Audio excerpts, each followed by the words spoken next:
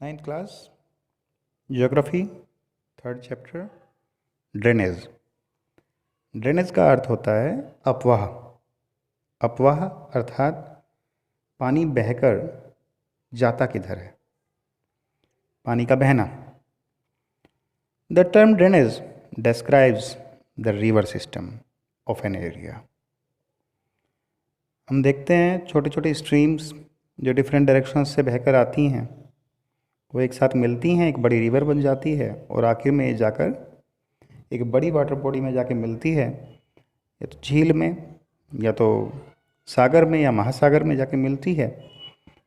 जो एरिया एक single river system के द्वारा ड्रेन्ड होता है उसको हम ड्रेनेज बेसिन कहते हैं या रिवर बेसिन कहते हैं।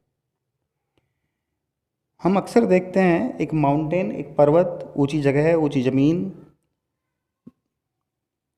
दो डिफरेंट ड्रेनेज सिस्टम्स को अलग करता है, उसे हम वाटर डिवाइड कहते हैं।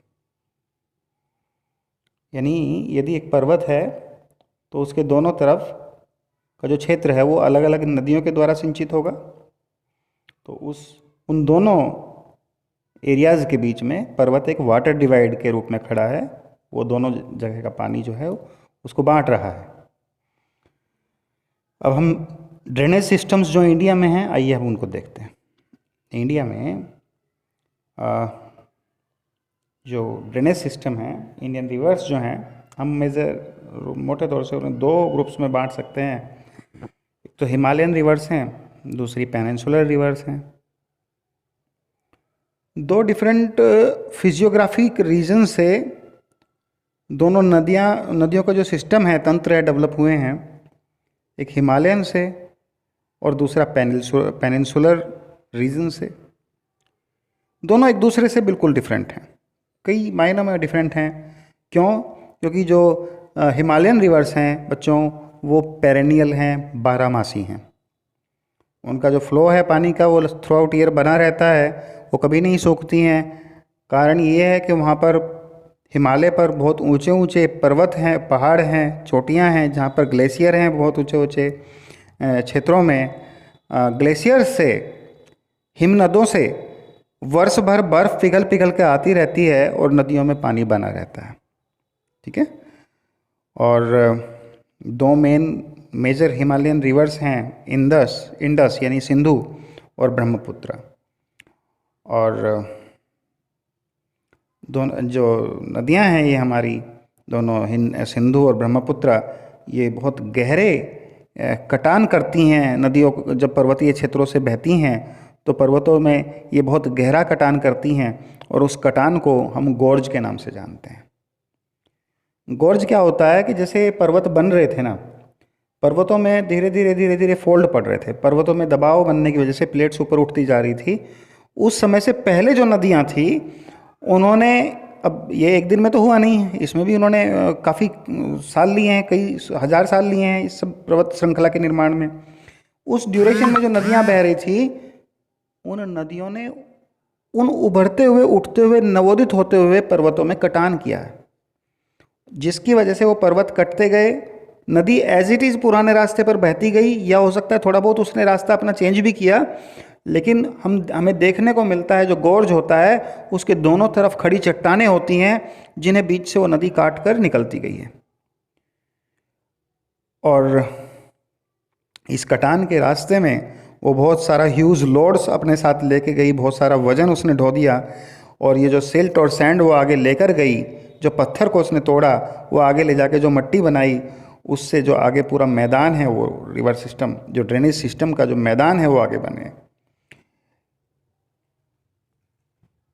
रास्ते में जब नदी चलती है, जब उस ऊपर से पर्वतों से उतरती है, तो अपने नीचे वाले हिस्से में कई सारी भूआकृतियाँ बनाती है।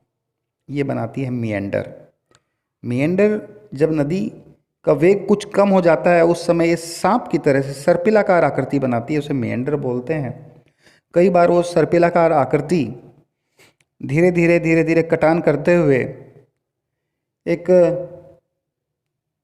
कटान करते हुए सीधे एक नदी हो जाती है, और जो जो सर्पिलाकार हिस्सा था, जो सांप की तरह से लहर वाला जो हिस्सा था, वो कट के अलग हो जाता है, उसमें एक झील रह जाती है। ये झील कुछ ऐसे देखने में लगती है जैसे किसी बहुत बड़े ऑक्स ने, किसी बहुत बड़े सांड ने, ऑक्स ने उस वहाँ पे अपना पैर रखा हो और उसके दबाव से वो झील का निर्माण हुआ हो, इसलिए उसका देखो अजीब सा नाम है, ऑक्स बो लेक। तो ऐसी लेक्स का भी निर्माण होता है, और बहुत सारी डिपोजिशनल फीचर्स यहाँ पर बनती हैं इन फ्लड प्लेन्स में। और लास्ट में जब वो जाके महासागर में, सागर में गिरती है, तो वहाँ पर डेल्टाज का भी निर्माण नदी करती है। पेनिनसुलर जो ज़्यादातर रिवर्स हैं वो सीजनल हैं, इसके उल्टा। और पेनिनसुलर रीजन में चूँकि वहाँ पे बहुत ऊंचे पर्वत श्रृंखला नहीं है, वहाँ पर वर्ष भर पानी आ जाए इसके लिए ग्लेशियर्स नहीं हैं, तो वहाँ पे सीजनल नदियाँ हैं ज़्यादातर, और जो इनका फ़्लो है वो रेनफॉल पे डिपेंड करता है। ड्राई सीजन के अंदर जो बहुत बड़ी बड़ी नदियाँ होती हैं उनका पानी भी बहुत घट जाता है या फिर ख़त्म सा ही हो जाता है, और अपने जो चैनल्स हैं उनके अपनी हदों में ही वो बहुत कम पानी के साथ बहती रहती हैं।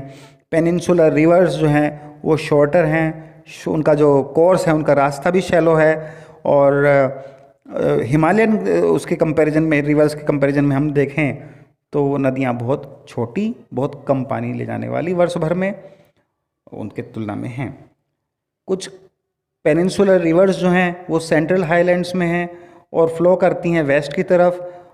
और ऐसी नदियाँ कौन कौन सी हैं? नर्मदा और ताप्ती हैं, और उसके अलावा कुछ ऐसी नदियाँ हैं जो पेनिनसुलर इंडिया में हैं, वेस्टर्न घाट से चलती हैं और बे ऑफ बंगाल में जाकर गिरती हैं, कृष्णा, गोदावरी और बहुत सारी महानदी वगैरह, बहुत सारी नदियाँ हैं। देखिए हिमालयन रिवर्स की अब हम बात करेंगे। सबसे पहले हिमालयन रिवर्स। जो मेजर हिमालयन रिवर्स हैं वो हैं बच्चों इंडस, सिंधु, गंगा और ब्रह्मपुत्र। ये रिवर्स बहुत लंबी हैं और इनमें बड़ी बड़ी इम्पोर्टेंट ट्रिब्यूटरीज आकर, बड़ी बड़ी इनकी जो उपशाखाएँ हैं, इनमें जो सहायक नदियाँ हैं इनकी, वो भी बड़ी बड़ी हैं। एक river along with its tributary is called a river system, उसे हम रिवर सिस्टम कहते हैं। आइए हम इनमें से सबसे पहला रिवर सिस्टम देखते हैं, इंडस रिवर सिस्टम। जो इंडस नदी है वो तिब्बत से निकलती है, मानसरोवर झील के पास से तिब्बत में ये नदी निकलती है। वेस्ट की तरफ चलते हुए ये भारत में आ जाती है, लद्दाख डिस्ट्रिक्ट के अंदर, और लद्दाख में होती हुई फिर ये लद्दाख डिस्ट्रिक्ट जो है जम्मू कश्मीर की, उसमें से बहती हुई उसके बाद में ये वहाँ पे एक पिक्चरेस्क ग्योर्ज बनाती है। बहुत सुंदर दृश्य उत्पन्न होता है, ऐसा एक गोर्ज बनाती है वहाँ पर। और कई सारी इसकी ट्रिब्यूटरीज हैं जो इसमें आकर यहाँ पर मिलती हैं इस क्षेत्र में, जैसे जास्कर, नुब्रा और श्योक नदी है और हुंजा है। ये सारी कश्मीर क्षेत्र में आकर मिलती हैं। उसके बाद इंडस बहती है बाल्टिस्तान क्षेत्र में, गिलगित क्षेत्र में, और वहाँ पर बहते हुए इमर्ज होती है माउंटेन्स के बाहर अटोक जगह से, नामक स्थान से वो बाहर निकलती है पर्वतों से।